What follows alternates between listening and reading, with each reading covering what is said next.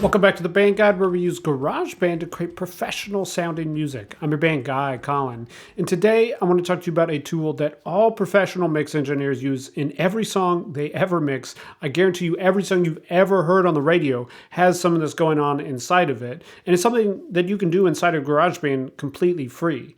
This tool is called a compressor, and it is the key if you want your vocals to be present and upfront in your mix, never too loud, never too quiet. If you want punchy drums, if you want full, consistent bass and low end in your mix, if you want your mix to gel and glue together, then you need to be using compression.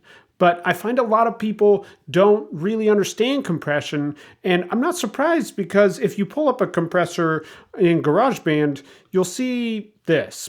And that's just numbers. And numbers aren't music. This isn't fun. This isn't cool. I totally get that. I felt similarly when I was starting out. And I will say off the top that I actually think the compressor is the biggest limiting factor in GarageBand. While it can do everything that a compressor does, it's hard to set because it doesn't give you the same simplicity and visuals that other compressors do. So compare that to a compressor like this Analog Obsession compressor, the La. This compressor is much, much easier to set. We get a visual representation of what's going on. We just have two knobs. You can literally ignore everything going on over here. You just need to focus on these two knobs. And if that's all you have to do, then you can start easily setting your compression with intention. And that is the key behind using a compressor to make great sounding music. If you want your music to sound really, really good, then you need to be using compression throughout. Now, with compression, we have two goals: control the dynamics and add presence. So let's take this bass that we're using this compressor on as our first example here to talk about what it means to control the dynamics. In this case, we have a bass, and I'll go ahead and bypass this compressor. This is an upright bass, but the same principle would apply if you're using an electric bass or really anything that hits and then sustains. I'll play a little bit of this and notice how you hear the bass, it pops in, and then it kind of disappears in the mix. I wish you were here with me next time. I faced all my fears and love is all I need. Compare that to when we have the compressor on. I wish you were here with me next time. I faced all my fears and love is all I need. It's a subtle difference, but it definitely helps. It just sits a little bit more present in the mix because what we're doing with this compressor, and we can see it visually, is we're turning it down when the bass is really loud, and then it's slowly letting off that volume reduction as the note sustains. And so if we use makeup gain then to make up the volume that we lose with the compressor, then we'll make back up the volume of the initial hit that was turned down, but then the quieter parts will benefit from the makeup gain being functionally turned up in the mix and therefore adding presence. So we both tamed the dynamics and added more presence to this bass in the mix. So if we look at what that bass looks like in terms of the actual hits, we see these big pops and then it sustains off, and then a big pop and it sustains off. Well, this compressor is going to turn down a little bit on that initial hit, and then it will slowly let off being turned down, so it will benefit from this makeup gain, making that part a little bit louder. It will also smooth out, if you notice, the big variations across these, because as we can see as this compressor is working here, it's 3 decibels there. And then for that bigger hit, it's almost 5 decibels. So it's turning down a little bit more when the hit is a little bit harder, a little bit less when the hit is a little bit less. That's going to make it more consistent. So that bass will never get too loud in the mix or be too quiet in the mix. This is really, really crucial if you want consistent full low end in your mix. Now, this compressor is really easy to set. As I mentioned earlier, you can just ignore all of this over here. This is a complicated tool that you only really need sometimes. It's very occasionally helpful. So I wouldn't even worry about it, especially if you're just starting out. We really just are focusing on these two knobs here. The bottom knob is just determining how much your compressor is going to turn down. So if we solo this bass here at 0, where it will default, it's not going to be turned down at all. And as you just bring it up, it will reduce the peaks, peak reduction, based on how high you set this knob. So you can set it really extreme, and you're basically just turning the bass all the way down. But you just want to get it to where it sounds natural and it sounds balanced, where the big hits aren't that much bigger than the smaller hits. and the sustain is working together. Generally speaking, this could be anywhere from 3 to 7 decibels. If you want really subtle compression, even just a decibel or two on this meter would be fine reduction. And then you just use makeup gain to make it up so that it sounds like it's the same volume with the compressor off and on, and you're not throwing off your static mix. You're just bringing in more of the in-between moments, if you will, with this compressor. Now, if you've played around with the compressor at all, you might notice this doesn't have any sort of attack and release functions built into it. Those are built into the behind the scenes of this plugin. This plugin is emulating a tube compressor that would use a tube to determine how much compression is happening, a tube like you would have in an amp. So it kind of reacts differently depending on how hard you are driving it. It makes it really simple to use, but it also means it's not always going to be the best tool for every single source. It's particularly good if you want to add a little bit of warmth into your mix as you're going as well. So for an acoustic style song, I really like this as well. It's particularly good on bass. It's really good on vocals. And part of the reason is because it's tube driven, it's inherently kind of slow onset, slow release. And so it's very transparent. You don't notice it as much. But let's say you want to add presence, you kind of want to add punch with a source, like drums, for example, or in this case, vocals. Well, there's a different approach to EQing with that, and this is a really good compressor for that. So this is an Analog Obsession Fetish, and this is a really punchy compressor. This is emulated after the 1176 style compressor, which is kind of the drum compressor.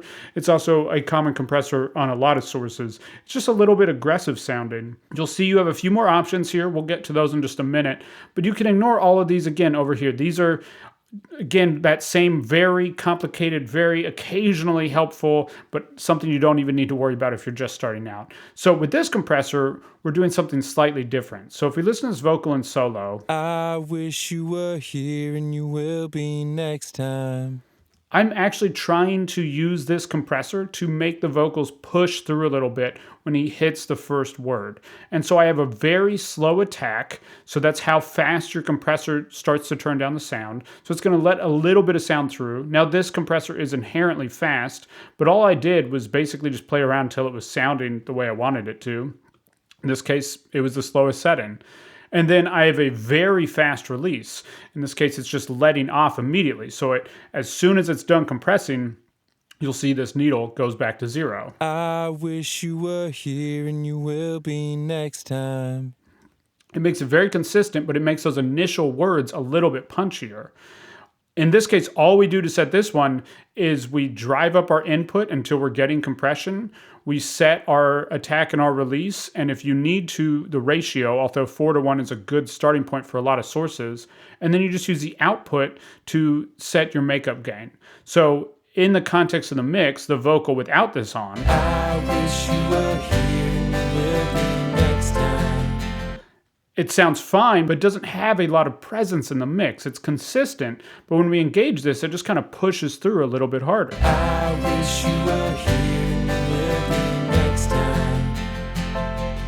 Off. I faced all my fears and love is all I need. The vocals are not any louder. They just kind of punch in a little bit harder. It's a pretty interesting effect. It's definitely something that can work really well to help your vocals kind of push through. So again, we're controlling the dynamics. In this case, we're kind of making them extra punchy, and we're adding presence, making this vocal feel a bit more presence in the mix. Now, you might see that I actually have the la-la on the vocal as well. That's because on this vocal, I'm doing something called serial compression. I'm doing 2 layers of compression. I'm stacking my compressors. The la-la is going to really tame the dynamic, so every word is very even. You can see if we look on this vocal here that there's a fair amount of dynamic range here. We'll pull up the editor window actually. Well, there's a fair amount of change, between this section and this section of the vocals. And so we want to bring those a little bit closer to each other. So we're using the la-la. I wish you were here and you will be next time. To just kind of smooth those over, get that a little bit closer. We could even go a little bit more subtle on these settings, and you could have it where it's not engaging at all on the quieter lines and then taking up to 1 or 2 decibels for the louder lines. In this case, I also like the tone that this compressor is adding to the vocals, so I'm driving it a little bit harder, but either way, this compressor is primarily containing the dynamics. But then I use this fetish to kind of add punch in the right places. So as opposed to just being when he hits a louder word, it gets too loud, this is to always make it more present as he's pushing into different words. I wish you were here with me next time. So we smooth it out with the la-la, then we use the fetish to kind of make it punchy. Now, you'll see if we go through the other tracks as mixed that basically every single track has some sort of compressor on it. In a lot of cases, I'm using the la-la because I'm just trying to generally tame the dynamics. I'm going for something fairly transparent. That's just going to bring this louder part closer to this quieter part so they can both be present in the mix without one being too loud and one being too quiet. And it also allows me to bring out some subtleties in some of the other sources. So, for example, on this mandolin, if we look at that, I'm using the la-la here as well. I'm doing subtle compression to make it a little more balanced so the strums aren't too intense.